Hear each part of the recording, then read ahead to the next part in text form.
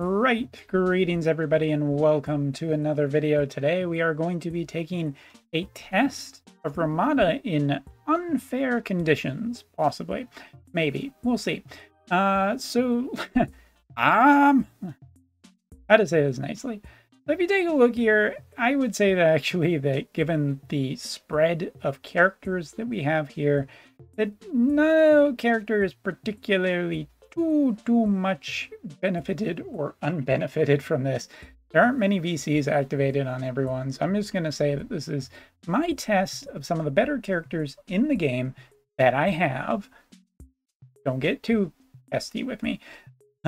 Just testing out to see whether or not Ramada can take damage from different damage sources and deal damage from, well, to these characters, given their setups and whatnot. So as always, we don't have trust masteries.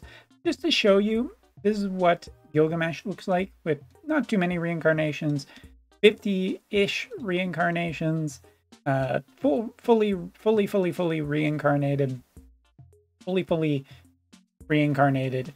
And then we take a look at Ramada, and I think Ramada generally stacks up pretty well here, given that, you know, with reincarnations, yeah, she'd have more HP and whatnot, and all of that, but her speed seems relatively comparative to most of the units. I'd say that it's generally pretty well.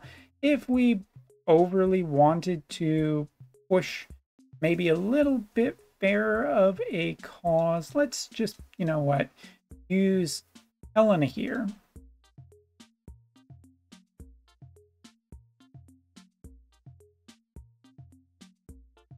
Just thinking to myself, a little bit there, trying to balance it out a little bit. Yeah, I think it's generally fair to say, you know, this is pretty mid for what we expect from speed from different sources. And given that this isn't, you know, a absolutely perfect or optimal thing, that comes later, once we've seen a lot of different test cases. So, you know, I think I've explained vaguely enough, well enough about the way this is set up. There may be problems, but it should still give a general idea for where she sits. And I think that this also speaks relatively positively to her case, which is that she's pretty positive on her damage resistances from multiple. So, enough talk. Let's take off that auto and in we go. Also, GameCube is the source of our music today. Maybe some people will know it. Not too terribly sure. But anyway, we're not going to worry about for our first turn. What we want is just to get our units potentially spread out in a compromising spot. And before we do any buffs, just kind of want to see what we are capable of dealing to some of the stronger characters. So you take a look here. Sephiroth taking about 4,000 points of damage. We're looking at about 3,000 here, 6,000 towards a water-based character. So that seems pretty good for a limit burst. Without any buffs or anything. Here, if we wanted to also check out, now we talked about this earlier, the fact that she has a death sentence ability. And I think that is worth investigating at least a little bit. 30% chance, 27, 25, so roughly in that quarter of an odds of it actually working out for you. Might be interesting with Luciel, but given those odds, I don't know if I like those odds at all. So that's that. Now let's just quickly go through. Now, one of the things we want to test 100% is we want to test her big burst style effect and see what the odds without any enhancements, the chances of actually activating curse. So on Sephiroth here, it's 30%, and also pretty decent damage represented here too. 36% onto Gilgamesh, 27% onto Mont, and 25%. So again, hovering between 1/4 and 1/3 at 50 faith without the actual enhancement yet seems pretty good. And if we just go over here, sorry, I clicked off screen there for a second, and test out her big level 140 ability, yeah, this is essentially what we are looking at for damage for right now. So that's generally fine, I think. Free any buffs or anything. Taking a look there. And keep in mind, I think it's also a little bit good here that for this test that we are looking at today, to see that an earth-based character and a water-based character, just to, be fair and balance it. But all right, let's go through some abilities. So first off here, her Immortal Spirit, 4-turn HP restoral from her damage sources and critical. Do we want to activate that first, or do we want activate her other ability, which gives us 4 turns protect and all of that? I think we'll activate the protect one first, and let's just see here, taking into account that our mage character, who, if we didn't really take a look much at her stats, she's not overly powerful, but I think that this is a good, fairly easy case. We do have that magic barrier or magic damage reduction effect going on already on Ramada, and it seems to be taking care of at least some of the damage quite nicely. This is important because Shreken is one of the most powerful characters in the JP meta right now, and to that point, we want a character that will be good against her since she is everywhere in top teams right now. I think that the damage reduction here is pretty good. Not amazing, but pretty good. Right? So now we will start casting all of our abilities.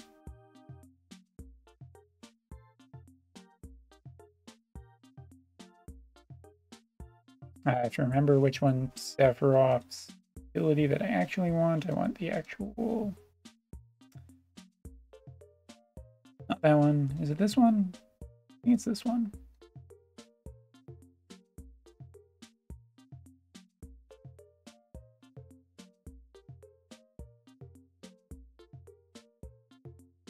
So there we have now just a bunch of different stuff, including barriers and whatnot. And we will fire off Ramada's second ability.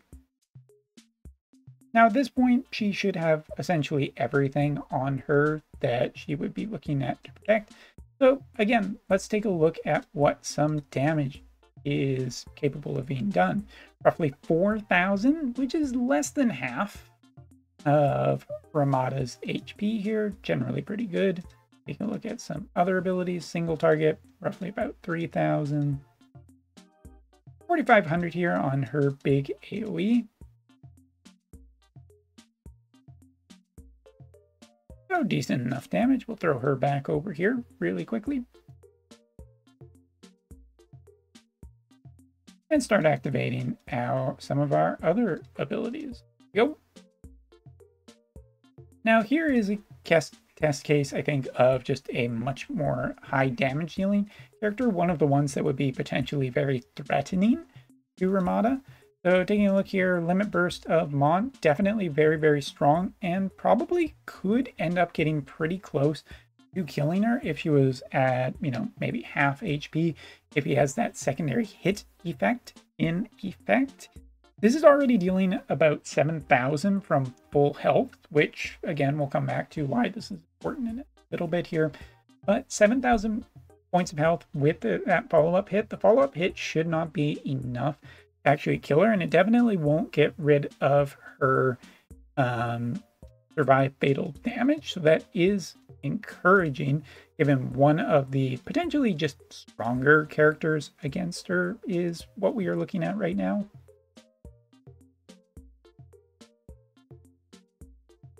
Yeah, damage-wise, she seems to be holding up pretty well against a character that isn't super her wheelhouse. All right, and now taking into, let's take a look at Sephiroth. Sure. So curse status effect, 68% chance of happening. That will be important for comparing Ramada now that Ramada has both of her buffs active, she should have a higher chance of activating Curse. We'll see if it matches Sephiroth, because again, this is one of Sephiroth's major limiting factors, is the fact that he only gets his limit burst once. Ramada has Curse on a regular ability. That could be quite a bit stronger. So take a look here, see what else we got. About 4,000. Again, we're looking at dealing a pretty good chunk of damage to Ramada right off the get-go. But while I do think that she is potentially taking a good amount of damage here, it's not overly threatening in terms of the amount of damage that we are looking at. So, all right, let's do that.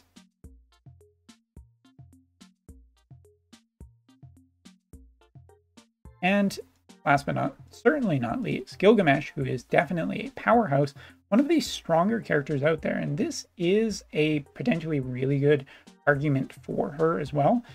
Anti-frostbite seems to be one of her specialties, so if that is the case, 24% chance is pretty good, really, really good for her. And again, very strong magic-based damage character. Gilgamesh is no slouch, hitting characters for 10k at times with just combination of his abilities. So taking a look here, we can see that he's actually also doing she's doing pretty well to not take fatal damage from a mage-based character. So we'll cast a few more abilities, get that HP barrier up here, pass that turn, and now we'll come back to Ramada. Now, first off, I think this is the thing we need to test first. What is the chance? So going up against Sephiroth here, who is, the one who is hitting with roughly 70% chance, we can see a 60% chance against him. We can see 73 against Gilgamesh, 55 against Ashen Font, and 50%. So it's definitely not as high, but if you consider the fact that we do have, 3 uses of this ability at 50%, it's almost certainly that you will have better results with this than Sephiroth, even being at a higher chance, just because you'll have more opportunities to get more characters. And again, being an AoE, it does have a decent chance of activating. All right. Now, one of her other abilities that we were quite interested in is this. This ability is supposed to get extremely more damage if certain effects are in. So let's see how it compares out. All right, so Gilgamesh here taking very little damage until you remember the fact that yes, he does actually have his HP barrier up. And we are not dispelling that as of yet, meaning that Ramada here is actually punching through that ability and then some. Taking a look at Ashen Font, a character that she would not be generally considered to be a really good one to be going up against. 3,360 in terms of, damage is pretty good. And over here against Sephiroth, about 3,100. So we are getting a damage up, even though these characters have cast other abilities. If you could run a Dispel first and then hitting with the this ability would probably be even stronger. Not entirely sure what that setup would really entail at this point in time, so let's just on. But just testing out some other abilities here.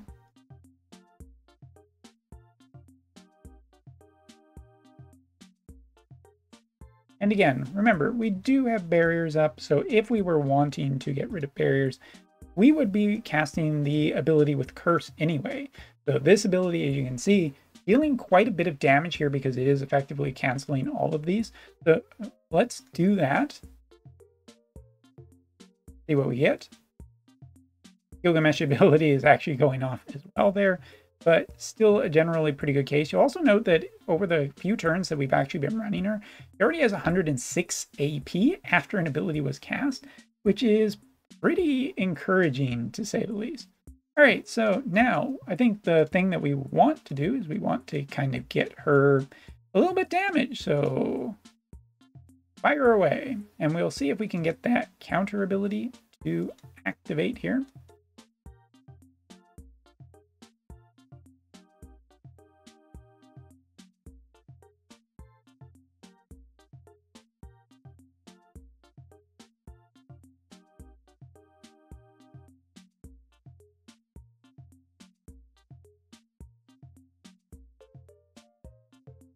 Of course, we're not looking at hurting her too terribly much, so let's just back off for a second. Now we're still within the 4-turn range, so now let's test out some of the abilities here.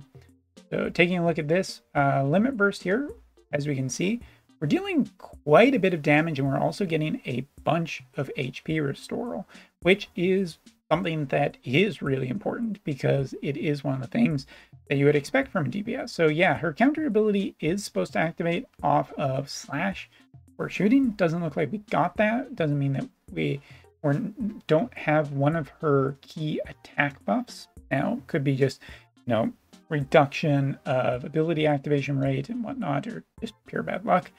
But that is something to be considered. So let's go back into here and take a look at her key ability.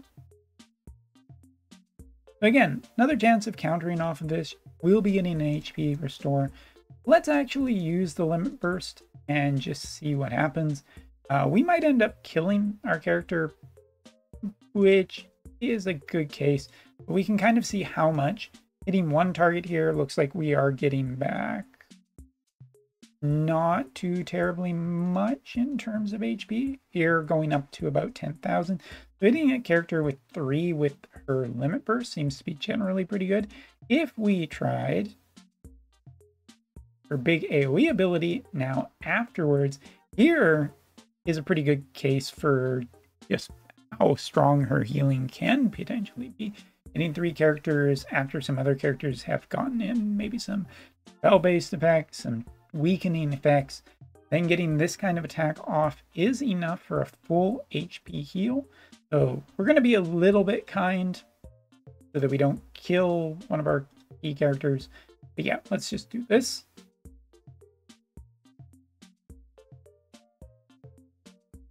All right.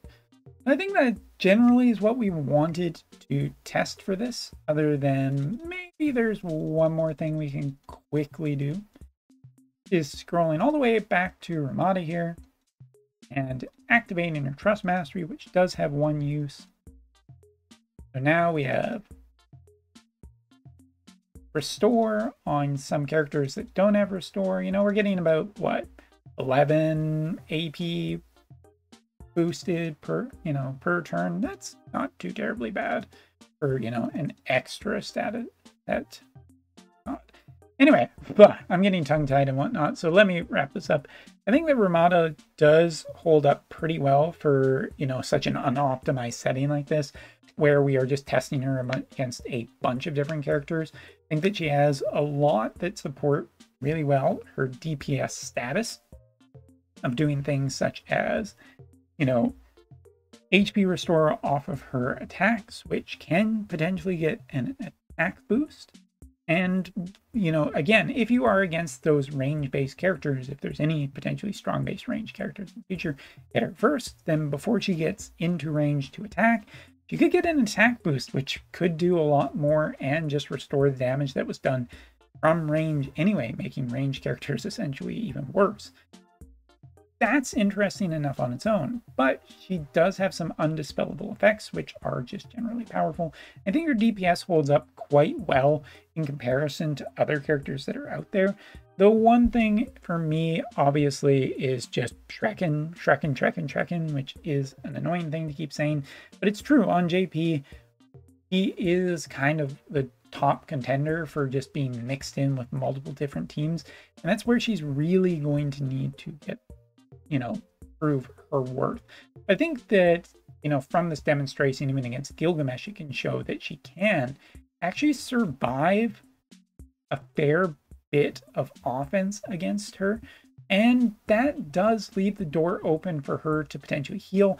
And something that we didn't even really do here was her limit burst, having the CT of anyone who gets caught by her limit burst, and then boosting her own, which could just be enough for a bit more of enough tempo to actually get there even better than I think. But yeah, I think this is generally pretty positive, but having spent 40 minutes on this, we'll update this more once we have more data in the future. So stay tuned. Thanks so much for watching. Take care. See you later.